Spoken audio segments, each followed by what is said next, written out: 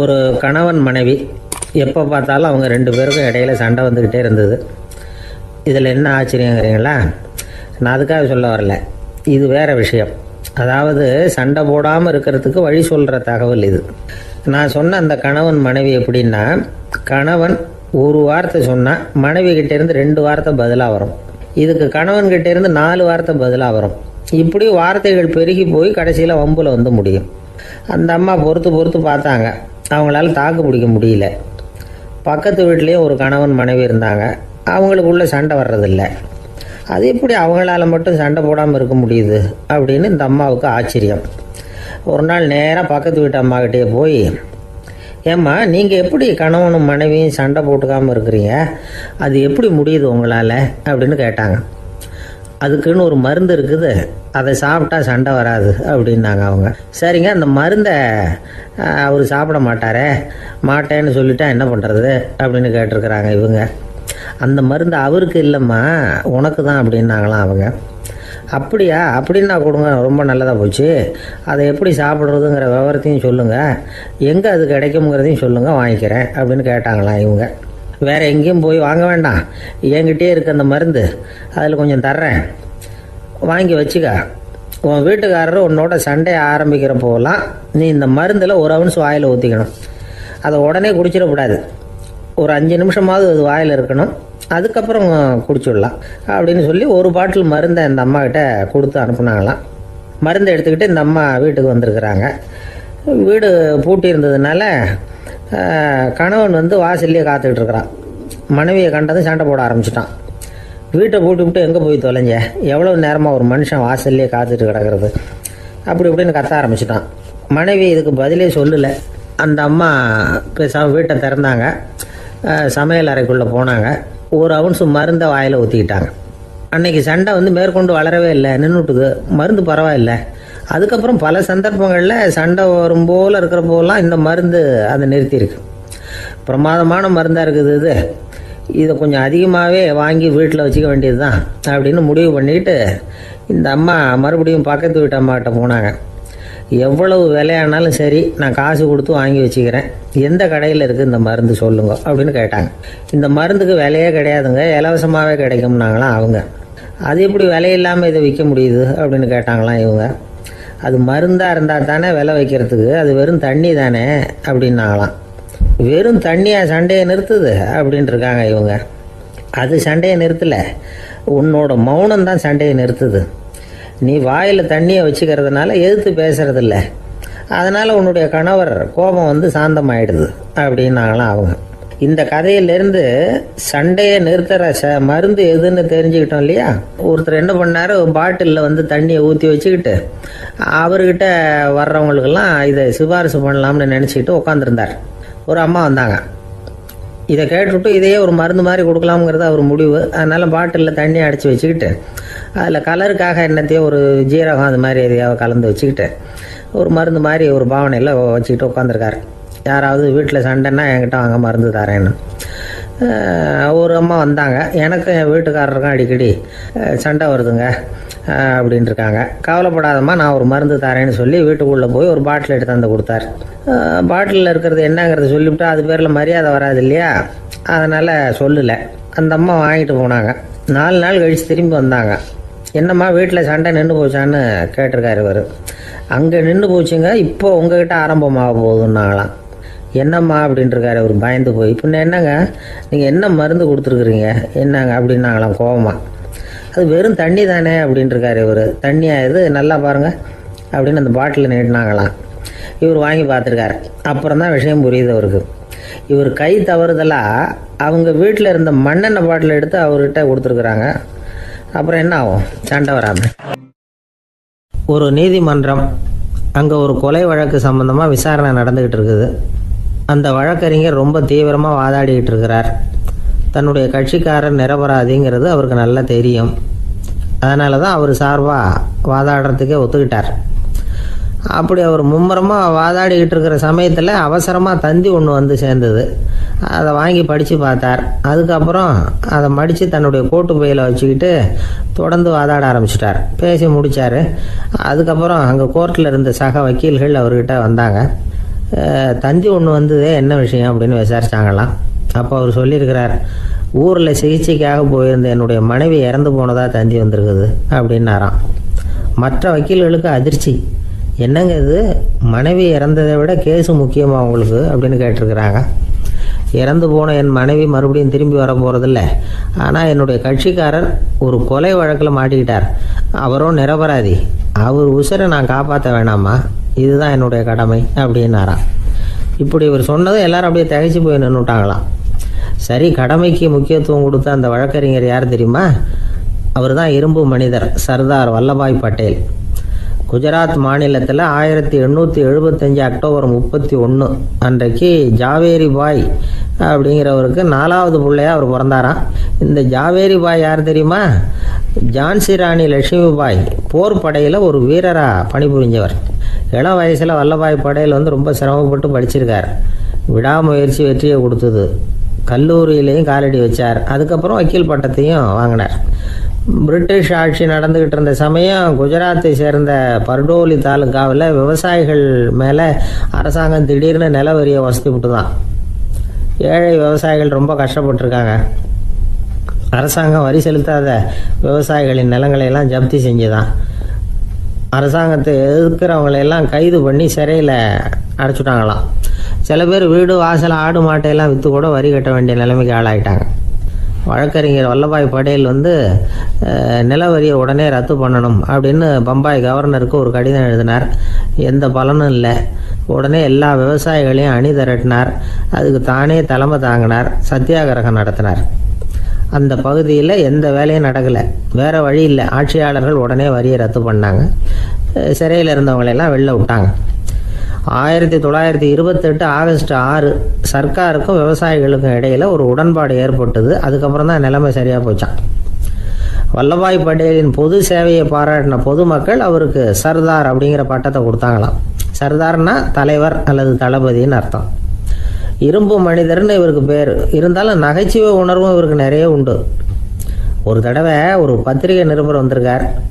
சர்தார் பட்டேல்கிட்ட அவருக்கு பிடிச்ச பண்பாடு கலாச்சாரம் எது அப்படின்னு கேட்கணும்னு ஆசை. அதனால் அவரை பார்த்து கேட்டாராம், ஏங்க உங்களுக்கு பிடிச்ச கல்ச்சர் எது அப்படின்னு கேட்டிருக்கார். இதுக்கு சர்தார் பட்டேல் சொன்ன பதில் என்ன தெரியுமா? எனக்கு பிடிச்ச கல்ச்சர் அக்ரிகல்ச்சர் அப்படின்னாராம். தானத்தில் சிறந்தது எது அப்படின்னு ஒரு கேள்வியை கேட்டு தானத்தில் சிறந்தது நிதானம் அப்படின்னு அதுக்கு ஒரு பதிலும் சொல்கிறவங்க உண்டு. நிதானம் ரொம்ப அவசியம். அதுவும் இன்றைய உலகத்துக்கு ரொம்ப அவசியம். இன்றைக்கி உலகம் ரொம்ப பரபரப்பாக போய்கிட்டு இருக்குது. பொறுமையாக இருக்கணும்னு நினைக்கிறவங்களால கூட அப்படி இருக்க முடியறதில்ல. பொறுமையை சோதிக்கிறது மாதிரி பல சம்பவங்கள். அதையெல்லாம் சந்திச்சே தீர வேண்டியிருக்குது. எங்கே போனாலும் க்யூவில் நிற்க வேண்டியிருக்குது. எங்கே போனாலும் காத்துக்கிட்டு இருக்க வேண்டியிருக்கு. ஆஃபீஸ்லேயோ வீட்லேயோ கூட நீங்கள் நிதானமாக பொறுமையாக நடந்துக்க தெரியலன்னா உங்களுக்கு சிடுமூஞ்சி முசுடு இப்படிலாம் பேர் வச்சுருவாங்க. அது உங்களுக்கு தேவையா? சரி, வாழ்க்கையில் பொறுமைசாலின்னு பேர் வாங்கிறதுக்கு என்ன வழி? முதல் பாயிண்ட், நீங்கள் நினைக்கிறது, எதிர்பார்க்கறது, செய்யறது எல்லாமே 100% கரெக்டாக நடக்கணும்னு ஆசைப்படக்கூடாது. எதுவாக இருந்தாலும் அதில் ஓரளவுக்கு தவறு நடக்கலாம் அப்படிங்கிறத எதிர்பார்த்தே இருக்கணும். ஓரளவுக்கு அதை அனுமதிக்கணும். ஒரு நண்பரை 6 மணிக்கு ஒரு இடத்துக்கு வர சொல்லியிருக்கிறீங்க. 6 மணிக்கு அவர் வரலை. உடனே பொறுமை இழந்து நடந்துக்கக்கூடாது. ஒரு 10 நிமிஷம் டிலே ஆகலாம். ஒரு வர்ற வழியில் பஸ்ஸு கூட ஏதாவது டிராஃபிக்கில் மாட்டியிருக்கலாம். அதெல்லாம் எதிர்பார்த்தே கொஞ்சம் காத்திருக்கிறதுல ஒன்றும் தப்பு இல்லை. சில சமயம் டிலே ஆகிறது கூட நல்லதாக முடியும். ஒரு பஸ்ஸை தவற விட்டுட்டு ஐயோ கொஞ்சம் ஒரு 2 நிமிஷம் முன்னாடி வந்திருந்தா பிடிச்சிருக்கலாமே அப்படின்னு தவிச்சிக்கிட்டு இருப்பாங்க சில பேர். அடுத்தபடியாக வர்ற பஸ்ஸு நேரடியாக நீங்கள் போக வேண்டிய இடத்துக்கே கொண்டு போய் விடுற பஸ்ஸாக கூட இருக்கலாம். அது உங்களுக்கு முன்னாடி தெரியாதுல்ல. சில நெருக்கடியான சூழ்நிலைகளை தமாஷா எடுத்துக்கிறதுக்கு பழகிக்கணும். சில இடங்களுக்கு போகிறப்ப காத்திருக்கிறதுக்கு நம்ம மனசை தயார்படுத்திக்கிட்டே போகணும். ஒரு ரயிலுக்கோ பஸ்ஸுக்கோ அல்லது விமானத்துக்கோ கப்பல் பிரயாணத்துக்கோ போகிறப்போ அங்கே போய் நீங்கள் மணிக்கணக்கில் கூட காத்துக்கிட்டு தான் இருக்கணும். புறப்படுற நேரம் கூட மாறலாம். நீங்கள் போய் சேர்ந்ததும் அது உடனே புறப்படணும்னு கட்டாயமாக என்ன? அது மாதிரி சமயத்தில் படிக்கிறதுக்குன்னு சில சுவாரஸ்யமான புத்தகங்களையும் கையில் எடுத்துக்கலாம். உங்களை சுற்றி எவ்வளவோ சுவாரஸ்யமான சம்பவங்கள் நடந்துக்கிட்டு இருக்குதுல்ல, அதையெல்லாம் வேடிக்கை பாருங்கள். எதுக்காக காத்துக்கிட்டு இருக்கிறோமோ அந்த காரியத்தில் உண்மையாகவே நமக்கு ஒரு அக்கறை இருந்தால் நமக்கு போர் அடிக்காது. சில கோயில்களில் பார்த்துருப்பீங்க, தரிசனத்துக்காக பக்தர்கள் நாள் கணக்கில் காத்துக்கிட்டு இருப்பாங்க. அவங்களெலாம் அழுத்துக்கிறது இல்லை. ஆண்டவனை தரிசிக்கணுங்கிற உண்மையான அக்கறை இருக்கிறதுனால அவங்களுக்கு போர் அடிக்கிறது இல்லை. ஆனால் சில சினிமா தியேட்டரில் கூட பார்க்கலாமே, சினிமா கியூ கூட அப்படி தான். சாயந்தரம் 6 மணி ஆட்டத்துக்கு காலம்பரம் 6 மணிக்கே போய் கூட காத்துக்கிட்டு இருப்பாங்க. அவங்களுக்கெல்லாம் போர் அடிக்காது, படம் பார்க்குற ஆர்வம். இன்னொரு முக்கியமான விஷயத்தை நாம் பழக்கப்படுத்திக்கணும். லிவ் ஃபார் தி மூமெண்ட் அப்படிங்கிறாங்க நிபுணர்கள். ரொம்ப பேர் எப்படின்னா அடுத்தபடியாக நடக்க போகிற விஷயத்திலேயே கவனமாக இருப்பாங்க. அந்த நினைப்புலேயே இந்த நிமிஷத்தை பொறுமை இல்லாமல் கழிப்பாங்க. ஒருத்தர் இருக்கார், அவர் எப்படின்னா ஆஃபீஸ் முடியறதுக்குள்ளேயே சார் 5 மணிக்கெல்லாம் ரெடியாக இருங்க, நாம் அந்த ஹோட்டலில் போய் டிஃபன் சாப்பிட்ணும் அப்படின்னு 4 மணிலேருந்து சொல்லிகிட்டு இருப்பார். 4:55 பரபரப்பாக ஓடி வருவார். 2 பேரும் புறப்படுவோம், ஹோட்டலுக்கு போவோம், சாப்பிட்டுக்கிட்டு இருப்போம். அப்படி சாப்பிட்டுட்டு இருக்கிறப்ப சார் சாப்பிட்டு முடித்ததும் நேராக ஒரு ஜவுளி கடைக்கு போகிறோம் அப்படிம்பார். பரபரக்க சாப்பிட்டு முடிப்பார், புறப்படுவார். ஜவுளி கடையில் அவசரமாக சீக்கிரம் பில் போடுங்க சார், சினிமாவுக்கு நேரம் ஆகிடும்பார். சினிமா தியேட்டரில் உட்காந்து அடுத்தபடியாக எங்கே டின்னர் சாப்பிட்றதுன்னு யோசனை பண்ணிகிட்டு இருப்பார். ராத்திரி படுக்கையில் விழுந்ததுக்கு அப்புறமும் நாளைக்கு காலையில் எழுந்திரிச்சதும் அதை பண்ணணும் இதை பண்ணணும்னு திட்டம் போட்டுக்கிட்டே இருப்பார். அதாவது எப்பவும் அடுத்த நிமிஷம், அடுத்த நாள், அடுத்த வாரம், அடுத்த வருஷம், இதுதான் அவங்க சிந்தனை. இந்த நிமிஷம் என்ஜாய்மெண்ட்டை அவங்க இழந்துடுறாங்களாம். அதனால தான் வாழ்நாள் பூரா பொறுமையின்மை, அவஸ்தை, அல்லல். அதனால் நாம் எல்லாரும் வாழ்க்கையில் நிதானமாக இருக்கிறதுக்கு கற்றுக்கணுமா. அதுக்காக இந்த நிதானத்துக்கு வேறு விதமான அர்த்தம் பண்ணிக்கக்கூடாது. ஒருத்தர் அப்படித்தான் ஒரு தடவை அவருடைய குதிரை காணாமல் போயிட்டு தான். அதுக்காக அவர் கவலைப்படலை, நிம்மதியாக இருந்தார், சந்தோஷமாக இருந்தார். என்ன சார் இது, உங்கள் குதிரை திருட்டு போயிட்டுதுங்கிறீங்க, நீங்கள் கவலைப்படாமல் இருக்கிறீங்களே அப்படின்னு கேட்டாங்களாம். அதுக்கு அவர் சொல்லியிருக்கார், நல்ல வேலை சார், கட்டியிருந்த குதிரை காணாமல் போயிருக்குது. நான் அது மேலே உட்காந்துருக்கிற சமயம் அது காணாமல் போயிருந்ததுன்னா, திருட்டு போயிருந்ததுன்னா நானும் சேர்ந்துல காணாமல் போயிருப்பேன் அப்படின்னாராம். எவ்வளவு நிதானமான ஆள் பாருங்க. ஒரு நாள் காலை நேரம் ஒரு குரு படுக்கையை விட்டு எழுந்திருக்கிறார். உடனே சீடர்களை பார்த்து எல்லாரும் இப்படி வாங்கங்கிறார். எல்லாரும் வர்றாங்க வேகமாக. என்னங்க வேணும் உங்களுக்கு அப்படிங்கிற மாதிரி எல்லாரும் குருவை பார்த்தாங்க பயபக்தியோட.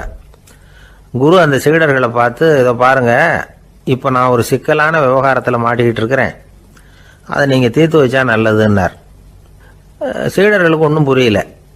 என்ன இது இவர் இப்படி சொல்கிறாரு, நமக்குள்ள எல்லா விவகாரங்களையும் தீர்த்து வைக்கிறவர் நம்ம குருநாதர், அவருடைய விவகாரத்தை நாம் தீர்த்து வைக்கிறதா, ஆச்சரியமாக இருக்குதே, குருநாதருக்கே சிக்கலா அப்படின்னு யோசனை பண்ண ஆரம்பித்தாங்க. இருந்தாலும் ரொம்ப பணிவாக கேட்டாங்க, சுவாமி உங்களுக்கே சிக்கலா, இந்த உலகத்து சிக்கல்களுக்கும் சிரமங்களுக்கும் அப்பாற்பட்டவர் அல்லவா தாங்கள், அப்படிப்பட்ட உங்களுக்கு சிக்கல்னா அது எப்படி அப்படின்னாங்க. எனக்கு ஏற்பட்டிருக்கிற சிக்கல் அவ்வளவு பெருசு, ரொம்ப பெரிய விவகாரம் அது அப்படின்னார் குரு. கொஞ்சம் விவரமாக சொல்லுங்க அப்படின்னாங்க இவங்க. இப்போ அந்த குரு விவரத்தை சொன்னார். அதாவது நேற்று ராத்திரி நான் ஒரு கனவு கண்டேன். அந்த கனவுல நான் ஒரு பட்டாம்பூச்சியாக மாறிட்டேன். அப்படி மாறி ஒவ்வொரு மலராக பறந்து போய் உட்காந்து தேன் சாப்பிட்டேன் அப்படின்னார். சீடர்கள் இதை கேட்டதும் ரொம்ப திகைச்சு போயிட்டாங்க. என்ன இது ஒரு பெரிய பிரச்சனையா, ஒரு சாதாரண கனவு கண்டதுக்காகவா இந்த காலை வேளையில் நம்மளையெல்லாம் குருநாதர் இவ்வளவு அவசரமாக கூப்பிட்டுருக்கார் அப்படின்னு நினச்சாங்க. இருந்தாலும் கேட்டாங்க, இதில் என்ன சிக்கல் சுவாமி, கனவுங்கிறது எல்லாருக்கும் வரத்தானே செய்யும் அப்படின்னார் ஒரு சீடர். சீடர்களே, பிரச்சனை அது இல்லை, நான் இன்னைக்கு காலையில் கண்ணு முழிச்சு பார்த்தப்போ நான் நானாக மறுபடியும் மாறிட்டேங்கிறத தெரிஞ்சுக்கிட்டேன். இதில் சிக்கல் என்னன்னா, இப்போ அந்த பட்டாம்பூச்சி தான் நானாக ஆயிட்டதாக கனவு கண்டுகிட்டு இருக்கா அப்படிங்கிறது தான். ஒரு மனுஷன் பட்டாம்பூச்சி ஆகிறதாக கனவு காண முடியுங்கிறப்போ அந்த பட்டாம்பூச்சியும் மனுஷனாக ஆகிறதாக கனவு காண முடியும் இல்லையா. இப்போ எனக்கு யதார்த்த நிலை தெரியணும், எது நிஜம்னு தெரியணும். நேற்று ராத்திரி நான் கண்டது கனவா, அல்லது இது பட்டாம்பூச்சி கண்டுகிட்டு இருக்கிற கனவா? இதுதான் குரு கேட்ட கேள்வி. இதை கேட்டதும் சீடர்கள் ரொம்ப குழம்பி போயிட்டாங்க. சுவாமி, இது வரைக்கும் நாங்கள் தூங்குறப்ப பார்க்கறது கனவுன்னும் மூழ்கிட்டு இருக்கிறப்ப பார்க்கறது நனவுன்னு நம்பிக்கிட்டு இருக்கிறோம். இப்போ எங்களை ரொம்ப குழப்பிட்டீங்க, இதுக்கு பதில் சொல்ல எங்களுக்கு சக்தி இல்லை அப்படின்னு சொல்லிவிட்டாங்களாம். அதுக்கப்புறம் அந்த குரு சொன்னாராம், நினைவு தான் முக்கியமான அம்சம், முடிவு கட்டம்னா பகலின் நினைவுகளை விட இரவின் கனவுகளே ரொம்ப உண்மை.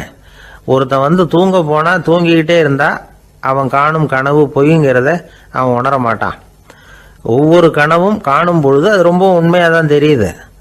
ஒரு கனவு கூட உண்மை இல்லைன்னு கனவுல தோன்றுவதே இல்லை அப்படின்னார் குரு.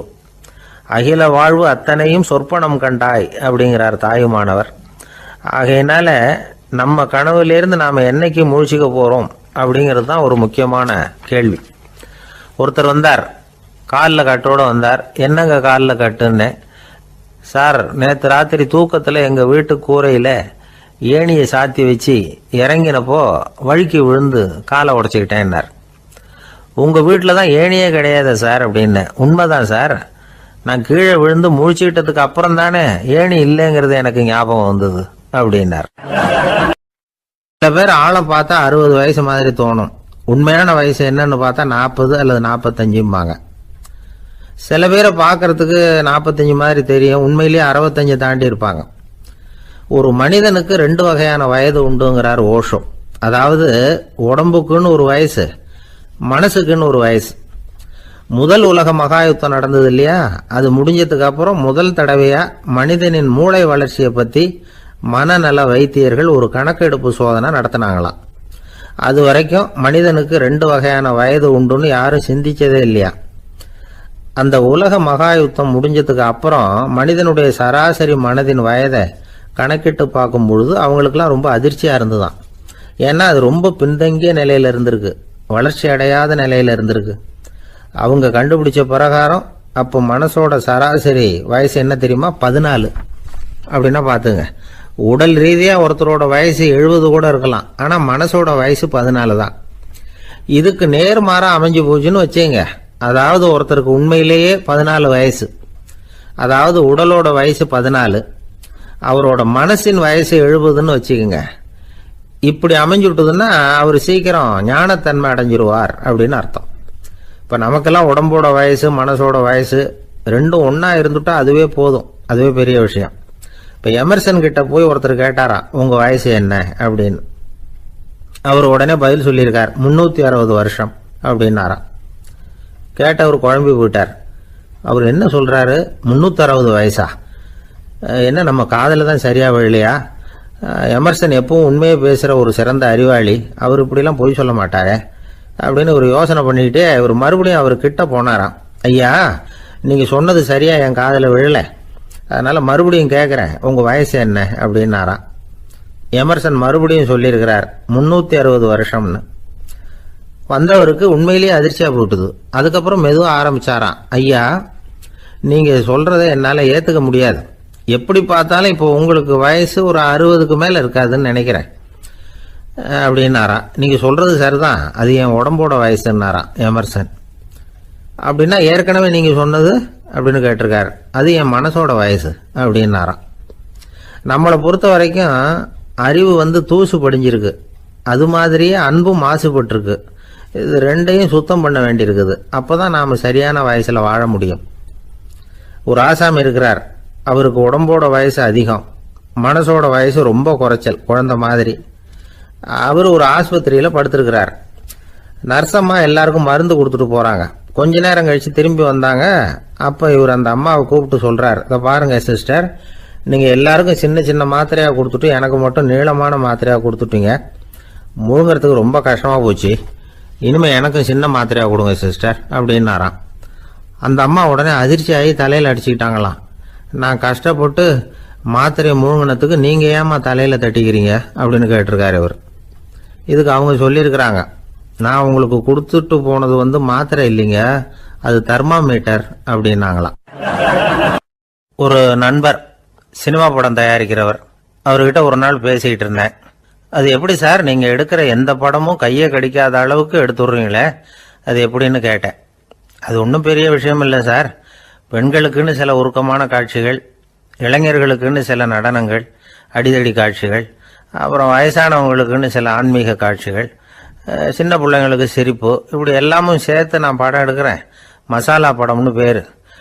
இது ரொம்ப பெருசாக இல்லைன்னாலும் ஓரளவுக்கு சுமாராக ஓடிடும், கையை கடிக்காது அப்படின்னார். இது ஒரு உத்தி. சில பத்திரிகை ஆசிரியர்களும் இந்த உத்தியை கையாளுறது உண்டு. இந்த உத்திக்கு பார்னம் உத்தி அப்படின்னு பேர். பார்னம் எஃபெக்ட் அப்படின்னு சொல்லுவாங்க. அதாவது ஃபீனியஸ் டி பார்னம் அப்படின்னு ஒருத்தர் அமெரிக்காவில் இருந்தாராம். அதாவது 19ஆம் நூற்றாண்டில் அமெரிக்காவில் கொடிகட்டி பறந்த ஒரு சர்க்கஸ் நிறுவனத்தின் அதிபர் அவர். இந்த உலகத்தில் ஒவ்வொரு நிமிஷமும் ஒரு ஏமாளி பறந்துகிட்டே இருக்கிறான் அப்படிங்கிறது அவருடைய சித்தாந்தம். ஒவ்வொருத்தரையும் திருப்திப்படுத்துகிற அளவுக்கு அம்சங்களை கொஞ்சம் கொஞ்சமாக கலந்து கேளிக்கை நிகழ்ச்சிகளை நடத்தினது தான் அவருடைய மகத்தான வெற்றிக்கு காரணம். அதனால் அந்த உத்தியை யார் கடைப்பிடிச்சாலும் சரி, அதுக்கு பார்னம் உத்தி அப்படின்னு பேர் வந்துட்டுது. ஜோசியம் சொல்கிறவங்களுக்கும் இந்த உத்தி தான் கை கொடுக்குது. ஒரு விஷயத்த ஒருத்தருடைய கோள் நிலைகள் அல்லது கையெழுத்து நிரூபிக்கிறதாக அவர்கிட்ட சொன்னால் அதை அவர் நம்பிவிடுவார். ஆனால் அந்த விஷயம் நல்லதாக இருக்கணும், நேர்மையானதாக இருக்கணும், அதாவது பாசிட்டிவாக இருக்கணும். 8ஆம் இடத்துல குரு, 9ஆம் இடத்துல சனி, நீங்கள் ஒரு பெரிய மேதை தான் அப்படின்னு சொல்லுவாங்க. கேட்குறவங்களுக்கு அதை மறுக்கிறதுக்கு மனசு வராது. அப்படி சொல்லும் பொழுது கூடவே என்ன கொஞ்சம் முன்கோபம் அதிகமாக இருக்கும், இருந்தாலும் அது உடனே மறைஞ்சிரும் அப்படின்னு சில அற்ப விஷயங்களையும் சொன்னாலும் அதையும் சரிதான்னு சொல்லி ஒத்துக்குவாங்க. ஆளுமையை எடை போடுகிற ஒரு நிறுவப்பட்ட உத்தியின் மூலமாக தன்னுடைய குணாதிசயங்கள் கண்டுபிடிக்கப்பட்டதாக அவர் நம்புறது தான் இதுக்கு காரணம். இந்த மாதம் பணத்தட்டுப்பாடு கொஞ்சம் இருக்கும், உடம்புல ஏதாவது கொஞ்சம் அசௌகரியம் இருக்கும், வீட்டுக்குள்ளே லேசாக மனஸ்தாபம் வரலாம். இது மாதிரி பொதுப்படையாக சிலதை சொன்னாலே போதும், மக்களை நம்ப வச்சுடலாம். இதெல்லாம் நமக்கு மட்டும்தான் ஏற்படுது அப்படின்னு சொல்லி அவங்க நினைக்கிறது தான் காரணம். இதுதான் பார்னம் உத்திங்கிறது. மனிதர்கள் பாராட்டுக்களை விரும்புகிறதும் விமர்சனங்களை வெறுக்கிறதும் பார்னம் உத்தியின் அடுத்த கூறு. அதனால் ஒருத்தருக்கு ஜோசியம் சொன்னாலும் சரி, அவருடைய ஆளுமையை மதிப்பிடுறதாக இருந்தாலும் சரி, அவரை புகழற மாதிரி இருந்தாலும் சரி, அப்படி இருந்தால் தான் அது சரியாக இருக்கும். சாதகமான விஷயங்களை அதிகமாகவும் பாதகமான விஷயங்களை நாசூக்காகவும் சொன்னால் மக்கள் அதை நம்பிடுவாங்க. ஒருத்தரை கருமின்னு சொன்னால் ஏற்றுக்க மாட்டார். அதையே கொஞ்சம் மாற்றி நீங்கள் கொஞ்சம் சிக்கனமான ஆசாமி அப்படின்னு சொன்னால் நீங்கள் சொல்கிறது சரிதான் சார் அப்படிம்பார். நீங்கள் பெரிய செலவாளி தான், இருந்தாலும் நல்ல விஷயங்களுக்கு தான் செலவழிப்பீங்க அப்படின்னு சொல்லணும். இப்படி இந்த பார்னம் உத்தியை கடைபிடிச்சி இன்னைக்கு வெற்றிகரமாக காலம் தள்ளுறவங்க நிறைய பேர் இருக்கிறாங்க. இந்த உலகத்தில் ஒவ்வொரு நிமிஷமும் ஒரு ஏமாளி பறந்துக்கிட்டே இருக்கிறான் அப்படிங்கிறது தான் ஃபீனியஸ் பார்னம் அவர்களுடைய நம்பிக்கை. அதை விட அடுத்தவங்களை ஏமாளியாக நினைக்கிற மனுஷர்கள் தான் இன்னைக்கு உலகத்தில் ரொம்ப அதிகம். ஒருத்தர் தன்னுடைய மேல் அதிகாரிகிட்ட போய், ஐயா ஒரு நாள் லீவு வேணும், என் தங்கச்சிக்கு கல்யாணம் அப்படின்னார். அவர் பார்த்தார், ஒரு 10 நிமிஷம் வெளியில் இருங்கன்னார். 10 நிமிஷம் கழித்து கூப்பிட்டார், இதை பாருங்க, நீங்கள் சொல்கிறது பொய். இப்போ உங்கள் தங்கச்சிக்கு ஃபோன் பண்ணேன், அவங்க தனக்கு 2 வருஷத்துக்கு முன்னாடியே கல்யாணம் ஆகிட்டதாக சொல்கிறாங்க அப்படின்னார். உடனே இவர் சொன்னார், சார் இப்போ நீங்கள் சொல்கிறதும் பொய்யா தான் இருக்கணும், ஏன்னா நிஜமாக எனக்கு ஒரு தங்கச்சியே கிடையாது அப்படின்னார். ஒரு சராசரி மனிதனுடைய இயல்பு என்ன? இன்பம் வந்தால் துள்ளி குதிப்பான், துன்பம் வந்தால் சோர்ந்து போய் ஒரு மூலையில் உட்காந்துருவான். இவன் தான் சராசரி மனிதன். ஆனால் ஒருத்தன் இன்பம் வந்தால் அதுக்காக மகிழ்ச்சி அடையிறதில்ல, துன்பம் வந்தால் அதுக்காக சோர்ந்து போகிறதில்ல அப்படின்னு வச்சுக்கோங்க. அப்படி இருந்தால் அவன் சாதாரண ஆள் கிடையாது. ஒரு ஊரில் ஒரு ஞானி இருந்தார். அவரை தேடிட்டு ஒரு பெரியவர் வந்தார். ஐயா, ஞானத்தில் சிறந்த ஞானம் எது அப்படின்னு கேட்டாராம். இதுக்கு அந்த ஞானி என்ன பதில் சொன்னார் தெரியுமா? இன்பத்தினால மகிழ்ச்சி அடையாமலும் துன்பத்தினால சோர்வு அடையாமலும் இருக்கிறது தான் அந்த ஞானம், பெரிய ஞானம் அப்படின்னாராம். சரி சுவாமி, அப்படிப்பட்ட ஞானம் உங்களுக்கு எப்படி வந்ததுன்னு கேட்டிருக்காரு இவர். அதை நான் ஒரு கழுதைகிட்ட இருந்து கற்றுக்கிட்டேன் அப்படின்னாராம் அவர். இவருக்கு ஒன்றும் புரியல, ஒரு மாதிரியாக முழிச்சிருக்கிறார். இதை அவர் புரிஞ்சுக்கிட்டார். நீங்கள் நாளைக்கு காலையில் நம்முடைய ஆசிரமத்துக்கு வாங்க, புரிய வைக்கிறேன்னாராம். சரின்னு அவர் போயிட்டார். மறுநாள் காலையில் ஆசிரமத்துக்கு சேர்ந்தார். ஞானி அவரை கூப்பிட்டு உட்கார வச்சார். வாங்க இப்படி உட்காருங்க, கொஞ்சம் நேரத்தில் இந்த வழியாக ஒரு கழுதை போகும், அதை கவனித்து பாருங்கன்னாராம். இவருக்கு இன்னமும் ஒன்றும் புரியாமல் போச்சு, ஒரே குழப்பம். இருந்தாலும் அந்த ஞானி சொன்னது மாதிரியே உட்காந்துருக்கிறார். கொஞ்ச நேரத்தில் இந்த வழியாக ஒரு கழுதை போச்சு. அது முதுக நிறைய அழுக்கு மூட்டைகள், அதை சுமந்துக்கிட்டு போகுது. ஒரு செலவு தொழிலாளி அதை ஓட்டிகிட்டு போகிறார். கொஞ்சம் தூரத்தில் ஒரு ஆறு இருக்குது, அங்கே போய் துணியெல்லாம் சுத்தப்படுத்திக்கிட்டு சாயந்தரமாக திரும்பி இந்த வழியாகவே வருவாங்க. ஞானி சொன்னது மாதிரியே இந்த பெரியவர் அழுக்கு மூட்டையை சுமந்துக்கிட்டு போகிற அந்த கழுதையை கவனித்தார். கழுதை போயிட்டுது. அதுக்கப்புறம் ஞானியை திரும்பி பார்த்தார். இப்போ அந்த ஞானி சொன்னார், சாயந்தரம் வரைக்கும் நீங்கள் இங்கேயே இருக்கணும்னார். அதே மாதிரி இவர் இருந்தார். சாயந்தரமாக அந்த ஞானி சொன்னார், ஐயா இப்போ கொஞ்ச நேரத்தில் அந்த கழுதை இந்த வழியாக திரும்பி வரும், அதையும் கவனித்து பாருங்கன்னார். இவரும் கவனித்து பார்க்குறார். கழுதை வந்தது. அது முதுகில் சலவை செய்யப்பட்ட துணி மூட்டை. அது பாட்டுக்கு சுமந்துக்கிட்டு போய்கிட்டு இருக்குது. பெரியவருக்கு ஒன்றும் புரியல, பொறுமை இழந்துட்டார். சரி சுவாமி, இந்த கழுதைக்கும் உங்கள் ஞானத்துக்கும் என்ன சம்பந்தம் அப்படின்னார். இப்போ அந்த ஞானி விளக்கினார், ஐயா இந்த கழுதை இதே மாதிரி தினமும் காலையில் அழுக்கு மூட்டைகளை சுமந்துக்கிட்டு ஆற்றுக்கு போகுது, மாலையில் வெண்மையான சுத்தமான துணிகளை சுமந்துக்கிட்டு திரும்பி ஊருக்கு போகுது. காலையில் இது போகும் பொழுது முதுகில் அழுக்கு மூட்டைகளை சுமந்துக்கிட்டு போகிறோமேங்கிற வருத்தமும் அதுக்கு கிடையாது. சாயந்தரம் திரும்பி வரும்பொழுது சுத்தமான துணிகளை சுமந்துக்கிட்டு வர்றோமேங்கிற மகிழ்ச்சியும் அதுக்கு இல்லை. இதை பார்த்து தான் நானும் அது மாதிரி ஞானத்தை கற்றுக்கிட்டேன் அப்படின்னாராம். அதனால் யார் கற்றுக் கொடுக்குறாங்க அப்படிங்கிறத விட எதை கற்றுக்கிறோம் அப்படிங்கிறது தான் முக்கியம். ஒரு சினிமா பார்க்குறோம், ஒரு அருவி கொட்டுறது மாதிரி காட்சி வருது, தண்ணீர் வழியுது. படம் முடிஞ்சதும் பார்த்தீங்கன்னா அந்த திரை என்ன நனைஞ்சு போயா இருக்கும். ஒரு தீப்பிடிச்சு எரியிற காட்சியே சினிமாவில் பார்க்குறீங்க, காட்சி முடிஞ்சதும் அந்த வெண் திரையே கருகி போயா இருக்கும். படத்தில் வர்ற தண்ணீரும் நெருப்பும் அந்த திரையை பாதிக்கிறது இல்லை. நாம் அந்த திரை மாதிரி இருக்கிறதுக்கு கற்றுக்கணுமா. அந்த பக்குவம் வந்துவிட்டதுன்னா இன்பமும் துன்பமும் நம்ம எதுவும் செய்யாது. ஒரு சினிமாவை பார்க்குற வரைக்கும் சிரிக்கலாம், அழலாம். பார்த்துட்டு வெளியில் வரும்பொழுது அழுதுகிட்டே வரக்கூடாது. ஒருத்தர் வந்தார், அப்படி படம் முடிஞ்சு வெளியில் வரும்பொழுது அருவி மாதிரி கண்ணீர் சிந்திக்கிட்டே வரார். ஏன் சார் படம் அவ்வளவு சோகமா அப்படின்னு கேட்டார். இன்னொருத்தர், இல்லை சார் கூட்டம் ரொம்ப குறைச்சல் சார், மொத்தம் படம் பார்க்க வந்தவங்களே 15 பேர் தான் சார் அப்படின்னார் கண்ணீரை தொடச்சிக்கிட்டே. அதுக்கு நீங்கள் ஏன் சார் அழறீங்கன்னு கேட்டார் அவர். இந்த படத்தோட தயாரிப்பாளரே நான் தான் சார் அப்படின்னாரா இவர்.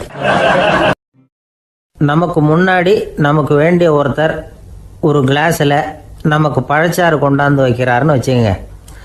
உடனே நாம் என்ன பண்ணுவோம், எடுத்து கிடுகிடுன்னு சாப்பிட்ருவோம் அடுத்தவங்க யாரும் வர்றதுக்குள்ள. அதை விட்டுட்டு அதை கொண்டாந்து வச்சவர்கிட்டயே அதோட விலை என்ன அப்படி இப்படின்னு நான் கேட்டுக்கிட்டு இருப்போம். நாம் கேட்க மாட்டோம். ஆனால் காந்திஜி அப்படி கேட்டாராம். எப்போ தெரியுமா, 1935. அந்த வருஷம் மே மாதத்தில் ஒரு நாள் காந்திஜி டெல்லியில் இருக்கிறார். அப்போ அவருக்கு 2 டம்ளர் மாம்பழச்சாறு கொண்டாந்து கொடுக்குறாங்க. அதை வாங்குறார். இதோட விலை என்ன அப்படின்னு கேட்டார் காந்திஜி. யாருக்கிட்ட கேட்டாருன்னா மனுபென் காந்திகிட்ட கேட்குறார். அவங்க தான் கொண்டாந்து கொடுக்குறாங்க. காந்திஜிக்கு உதவி செய்கிறதுக்காக அவர் கூடவே இருந்தவங்க அவங்ககிட்ட தான் கேட்குறாரு. காந்திஜி சும்மா வேடிக்கைக்காக இப்படி கேட்குறாருன்னு நினச்சிட்டாங்க அந்த அம்மா. அதுவும் இல்லாமல் அதோட விலையை கேட்டால் காந்திஜி நிச்சயமாக அதை சாப்பிட மாட்டார் அப்படிங்கிற பயம் வேறு. அதனால் அந்த அம்மா பதில் எதுவும் சொல்லாமல் கம்முன்னு இருந்துட்டாங்க. கொஞ்ச நேரம் ஆச்சு. அந்த பழச்சாறு வச்ச இடத்துல அப்படியே இருக்குது, வச்ச இடத்துல வச்சபடியே இருக்குது. காந்திஜி அதை சாப்பிடவே இல்லை. மனுபென் காந்தி பார்த்தாங்க. மெதுவாக காந்திஜிக்கிட்ட போய் அதை சாப்பிடுங்களேன் அப்படின்னாங்க. பழச்சாறு விலை என்னன்னு கேட்டேன், அதுக்கு பதில் இல்லை. அது முதல் தப்பு. பதிலை எதிர்பார்த்திருந்தும் அதை பற்றி விசாரிக்கலை, அது 2வது தப்பு. இப்படி 2 தப்புகளை பண்ணிவிட்டு என்கிட்ட இதை சாப்பிடுங்கன்னு சொன்னால் அது எப்படி அப்படின்னு கேட்டாராம் காந்திஜி. மனுபென் காந்தி என்ன சொல்கிறதுன்னு தெரியாமல் திகைச்சு போய் நின்றுக்கிட்டு இருந்தாங்க. காந்திஜி தொடர்ந்து சொன்னாராம், இப்போ என் முன்னாடி வச்சிருக்கிற இந்த பழச்சாறு விலை சுமாராக ஒரு அரை ரூபாயாவது இருக்கும். அது அந்த காலத்து மதிப்பு. இந்த பழச்சாறு இல்லாமல் கூட என்னால் இருக்க முடியும். ஆனால் அவசியமான பொருள்களை வாங்கிறதுக்கு கூட சக்தி இல்லாத மக்கள் இந்த நாட்டில் நிறைய பேர் இருக்கிறாங்க. அப்படி இருக்கிறப்போ எனக்கு என்னத்துக்கு இந்த விலை உயர்ந்த பானம்? இதை இப்போ நான் சாப்பிட்டா என் உடம்பு வேணும்னா ஆரோக்கியமாகலாம், ஆனால் என் மனசு அமைதி அடையாது. எனக்கு என்னுடைய உடல் ஆரோக்கியத்தை விட மன ஆரோக்கியம்தான் முக்கியம். அதனால் இதை நான் சாப்பிட மாட்டேன், எடுத்துகிட்டு போயிடு அப்படின்னாராம். அந்த சமயத்தில் ஒரு அகதி பொண்ணு 2 குழந்தைகளோட காந்திஜியை பார்க்குறதுக்காக வந்தது.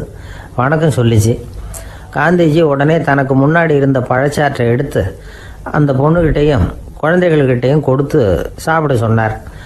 அவங்க அதை வாங்கி ரொம்ப சந்தோஷத்தோடு சாப்பிட்டாங்களாம். அதை பார்த்த காந்திஜி முகத்தில் ஒரு புன்னகை, ஒரு பரவசம், ஒரு திருப்தி.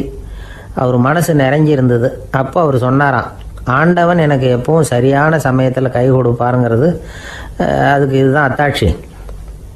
நான் ஒரு இக்கட்டான சூழ்நிலையில் இருக்கிறப்ப கூட கடவுளின் கருணையால் அந்த சூழ்நிலை என்னை பாதிக்கலை. என் கூட இவ்வளோ நாள் பழகியும் கூட இங்கே இருக்கிறவங்க எனக்கு அதிக விலை உள்ள பழரசத்தை கொடுத்தாங்க.